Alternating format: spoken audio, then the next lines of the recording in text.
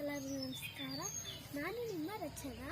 ನಂತರ ಎಷ್ಟು ಉದ್ದದ ಕೂದಲು ಬೆಳಿಬೇಕಂದ್ರೆ ನಾನು ನಿಮಗೆ ಟಿಪ್ಸ್ ಹೇಳ್ಕೊಡ್ತೀನಿ.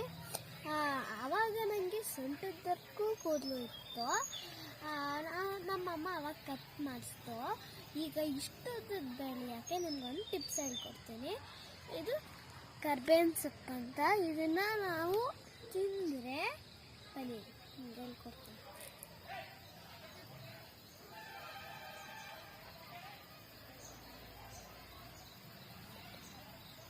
ಆಮೇಲೆ ಇದನ್ನು ತಿಂದಮೇಲೆ ನೀವು ನೋಡಿ ಒಂದು ಎಲೆಯನ್ನು ಬಿಡ್ದಂಗೆ ತಿನ್ನಬೇಕು.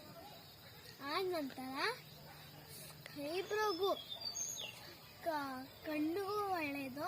ಆ್ಯಂಡ್ ಐಬ್ರೋನು ಜಾಸ್ತಿ ಬೆಳೆಯುತ್ತೆ ಆ್ಯಂಡ್ ಕೂದಲು ಜಾಸ್ತಿ ಬೆಳೆಯುತ್ತೆ.